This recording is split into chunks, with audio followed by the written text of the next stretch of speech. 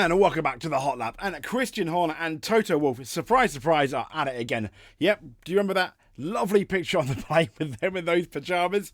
Yeah, well, honeymoon's over, they're at it again.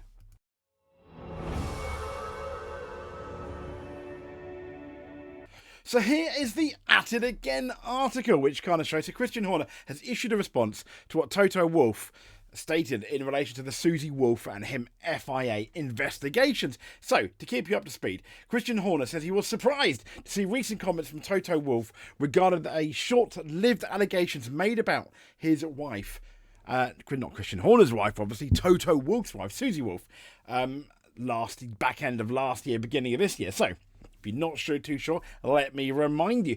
Suzie Wolf and Toto Wolf, they found themselves at what was the centre of what was a short-lived investigation over what was allegations regarding, sharing of information because of Suzie Wolf's place in obviously Formula One and FOM essentially in relation to the Formula Academy, and Toto Wolf as an F1 team boss. Yeah, pillow talk, anyone. So the investigation, though, was thankfully quickly dismissed. It's been brought up by the Mercedes F1 boss in an interview with the UK's Guardian newspaper, and that was this week, which is why people are talking about it. So, in which the Austrian said his Red Bull counterpart had been initially reluctant to sign a document showing support for his wife, as in the Red Bull counterpart Christian Horner. He said, "I can take a lot of SH1T," Mr. Wolf said of the investigation and the fallout, which was brought about as a result of his wife's involvement in F1 academies. She's the managing director. He said, "I'm used to it.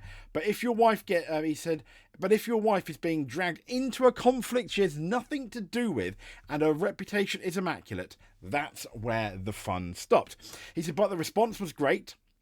I didn't make a single phone call to any team. Fred Vassar took it in his hands and said, 'This is just so unfair.' He went from Gunther Steiner to James Vowles. Everybody jumped on this.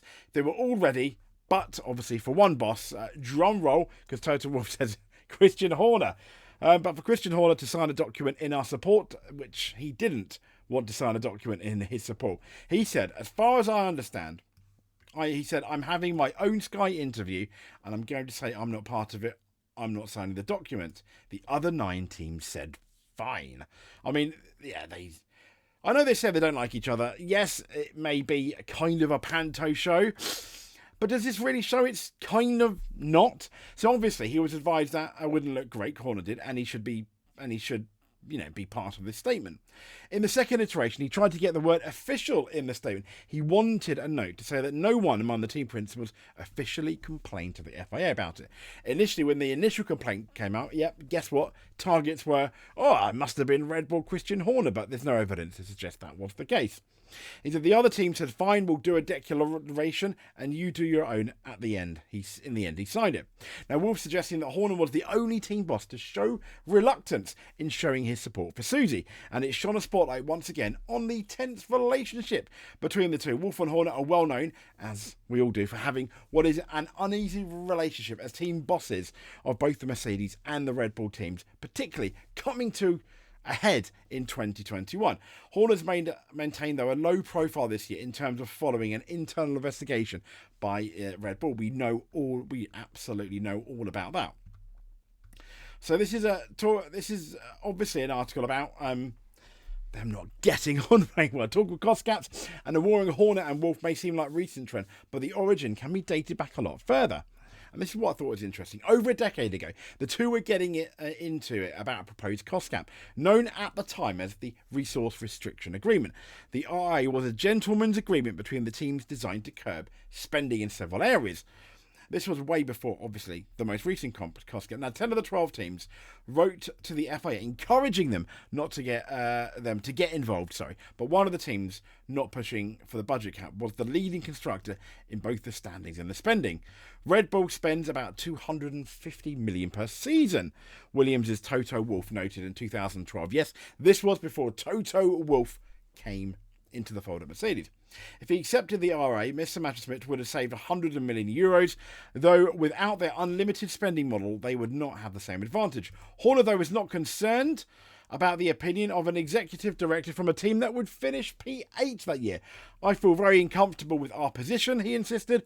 We've been very consistent regarding the resource constraints, and if that disturbs others, then that's their problem, not ours. So that started all the way back in 2012 when Toto Wolff was at Williams.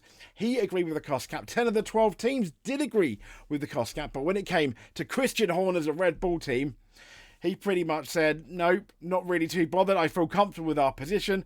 We have been very consistent regarding resource constraints. And if that disturbs others, then that's their problem, not ours. Well done, Christian. So it kind of began. The one-liners were often the more memorable parts, it says, of Wolff and Horner's quotes. The two used the media for other purposes. Politicking. So, as both, such team bosses would often take to the media to reinforce points they made in private. And one of the earliest examples is from 2014, with Mercedes, as you know, going back to 2014, Mercedes blitzed the field. And their first constructors title, and the first in the turbo hybrid era. Horner was already trying to get the power unit regulations changed, and at the time F1 was not in a financially healthy state as it is currently. As at the time, if you look back at 2014, you had Marussia, Caterham, Sauber, Force India, and Lotus either already out of business, or let's be fair, facing. It says here, an uncertain future. There were definitely money troubles. Horner wanted change when it came to power unit regulations, which would further jump up the price. And the rules stated the PU suppliers, Ferrari, Mercedes and Renault, could work on 92% of the engine until 2015. But Horner wanted unlimited changes before a complete freeze in 2016. Wolff and Mercedes, as let's be fair, they were leading. They were dominating. Why would they want that?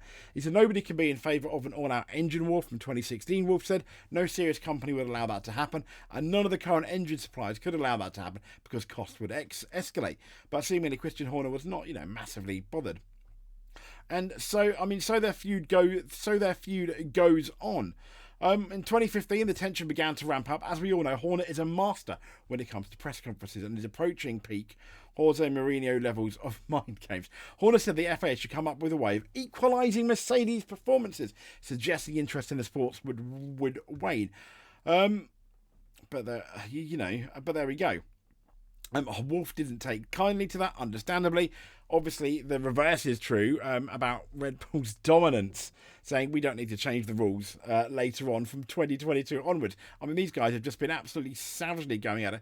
Who remembers this? Change your change your bleep car. You change your car. The car is fucked. Who remembers that? The car is Check has been on the record and is in the let's go and get them. Yeah. I have it printed out. I love the bit. I love the bit. I mean, okay, this exchange is hilarious. But that is my favourite bit. My favourite bit here is when Toto Wolff is. I have it, holding up his hand like he's in the classroom. It's absolutely brilliant. I'll get them. Yeah. There we go. I have it. There we go. Hey, that one cracks me up all the time. Sorry. We will make sure that we FIA, we will discuss that in the proper I love way. the Ferrari bosses. Time to go on the track. Like, oh my gosh. And Horner's like, yeah, because he's obviously playing up to the cameras. I think he kind of won that exchange, didn't he? And this one here is, I believe, this one here is Toto Wolff is, you can't really hear it, can you? Maintain this one here. a lot of Toto Wolff talking about differently in teammates 2016 and dealing with obviously Lewis Hamilton and Nico Rosberg, but it's the savage remark from Christian Horner that comes at the end of this, and it's within the same garage, and at the same time Here we go. they are part of a Anytime larger now. structure. I think that's not always easy because they are very competitive animals. We just do everything that Toto says, but just do a bit better. To be fair, to Toto Wolff versus Christian Horner in relation to that, Mercedes have been a lot better at managing their drivers. Vettel, Webber, Verstappen, Ricciardo, and now look at the absolute joke that's become the second driver in Red Bull since, obviously, Daniel Ricciardo left. And this one here, I'm not going to talk about it, but it's essentially about the cost cap. When Toto Wolff was talking over Christian, talking about the supposedly Red Bull breaching the cost cap, despite Christian Horner saying no. But these two, I don't think they're ever going to be friends. And going forward into the next few years, it really is going to be Red Bull versus Mercedes, with, I think, Ferrari and McLaren there, possibly Aston Martin getting involved there at some point as well. But if you made it to the end, please give us a subscribe. That would be lovely. Hit that notification button so you do not miss a video. And if you made it to the end, you are an F1 World Champion in our eyes. If you made it to the end and gave us a like, you're a multiple World Champion in our eyes. Stay safe, and we'll speak to you soon.